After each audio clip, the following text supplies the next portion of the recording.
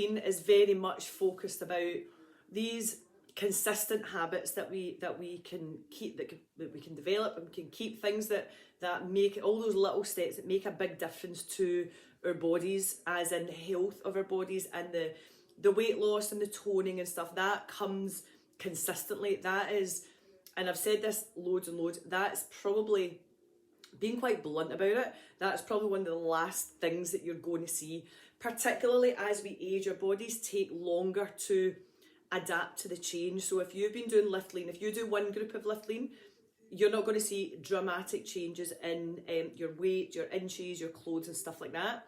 And I'm very open and honest about that. When you do 2 groups of Liftlean, like kind of back to back, you'll maybe start to feel your clothes a little bit looser. And then when you do 3, you'll really start to notice the difference, and people will be saying to you, oh, what have you been doing? Because you look great.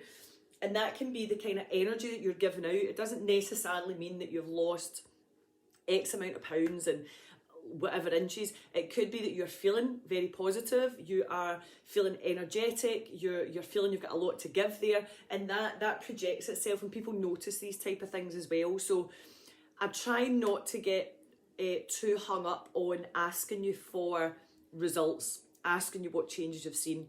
But one of the things that I really think is a must do is at the start of the programme. So this is, I'm filming this and it's Saturday, so we start day 1 on Monday. So I think this weekend, Saturday or Sunday or Monday or Tuesday, is an ideal time to say, right, I'm going to do my weight, my measurements and stuff, and I'm going to do photos. I'll come back to that in a wee minute, because I know you're like, oh my God, no chance. So what I think is doing that at the start so that you can monitor how well your body is changing. This really depends on your overall goals. And then doing it at the end, so doing it every 3 or 4 weeks rather than every day. If you're on the scales every day, please get off them. Please get off them. Give them to somebody, give them to me, I'll keep them for you, and I'll give you them once every 3 weeks. If you're doing it once a week, it's we know as women that we change week to week, our body changes, our cycle, our hormones change, our water retention changes, our bloating changes. So when you weigh yourself week to week, it's not very consistent. It's not going to give you an idea of your progress. What you should do is choose once a month to measure or to weigh, and make that the same week. So if it's the day before your period starts, if it's day 3 into your period, or if it's a week after it's at the ovulation stage, pick a point in your menstrual cycle that you're going to do your results, and you only really need to do them every month. So I would say that's if you're obviously having a menstrual cycle. If you're not, then you would just choose the first day of every month, or every 3rd or every 4th Friday or something like that. You would just choose a day. So that's going to be much more consistent, because your body's at the same stage each time that you're doing it. Please, please, please don't get caught up on weighing yourself every week and weighing yourself each day. Your weight does not define anything about you. It doesn't define you as a person. People don't care what you weigh. If somebody says to you, oh, why are you friends with Pam? People say, she's got good banter, she's funny, I like her, she's trustworthy, she's honest with me. Just things like that. She's reliable. Those are the things that people say that they're friends with you or they're family with you. The reasons that people love you is not because I weigh 60 kilos or 55 kilos or I've got great ass. That's not why people like you. And if they do, then they probably aren't meant to be in your life.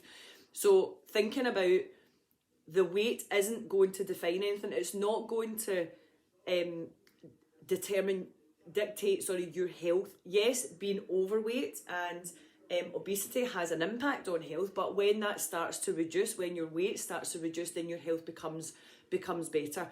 All the other things, it's not just about weight, all the other things, the water intake, the move in your body, you're getting to sleep early, you're eating healthy meals, that has a much more effect on your health than what your body weight does as well. So it's a very poor way to monitor your progress. If you're thinking, I want to get to a target weight, I want to get to this weight, it's just bullshit. It's BS, honestly. It's not going to work. You're always going to chase that number, and once you get to that number, you're always going to chase it further. You're always going to try to get less. So try to please try not to use your weight as a focus. Do your measurements. So you can't, if you don't want to do weight, then completely fine, just leave it. Do your measurements. So think of areas that you're wanting to improve, that you're wanting to reduce. I would say for definite, we would measure around under your bust, so under your bra line. You would definitely measure under there.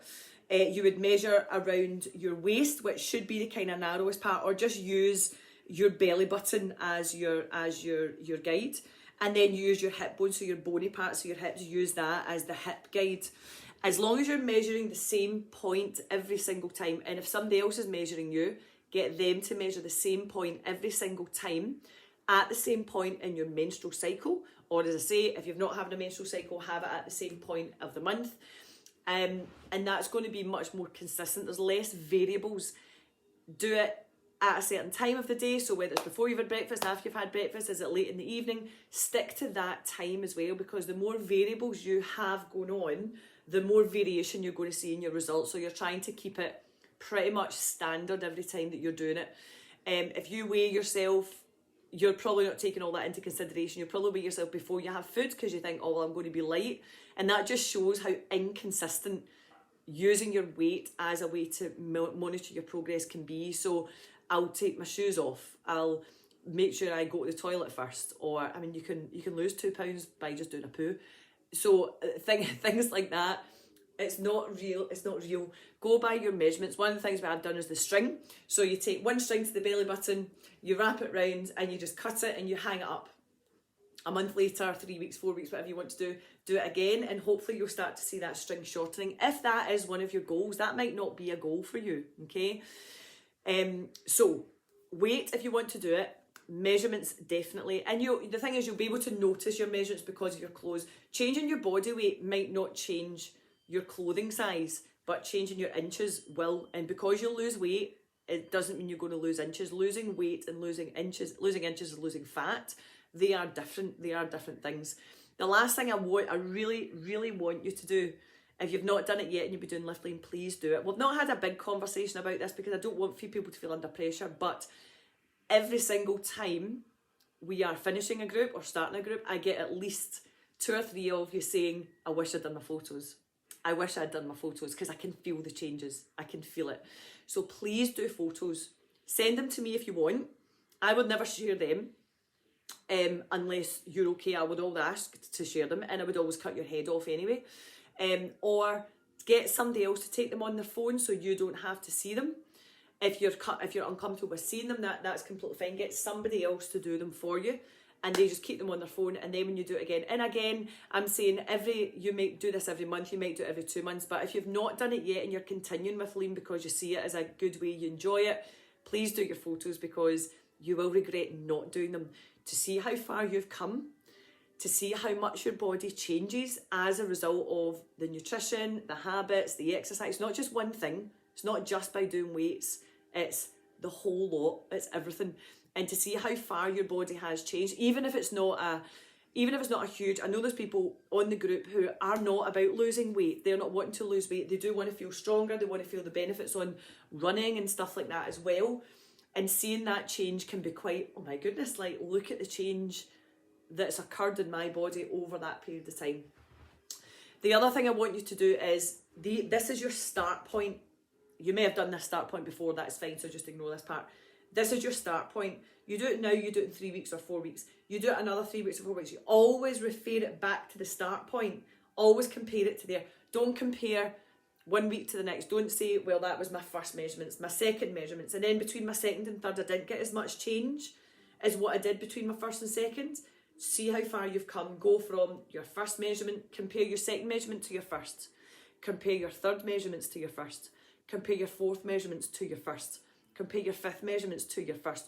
Don't compare week to week, because again, or time to time, because again, your body is different. That might have been a hell of a month that you've had. You might be emotional, you might have had stuff going on mentally and studying, like June, who would mind me saying she had kind of a lot of studying going on, so she didn't get a lot of the group done, as in the exercises, but she liked to come in and still have the chat and stuff like that, and there is other people like that in the group as well, and that's completely fine, because whatever you get is, like, if you get something out of this group, that's what I'm quite happy about.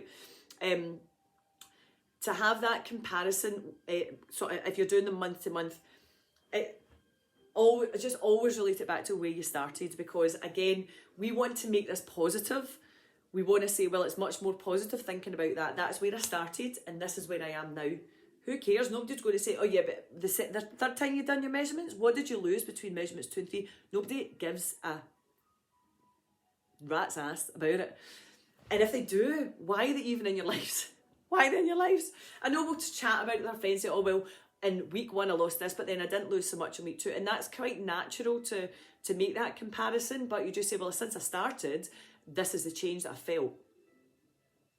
Nobody's going to bother about how many times you've measured, and you say, well, I haven't done a second or third measurement. It's been 4 months that I've done it now, and when I started I was this, and 4 months later I'm this. It doesn't matter if you've done other measurements, it doesn't really matter.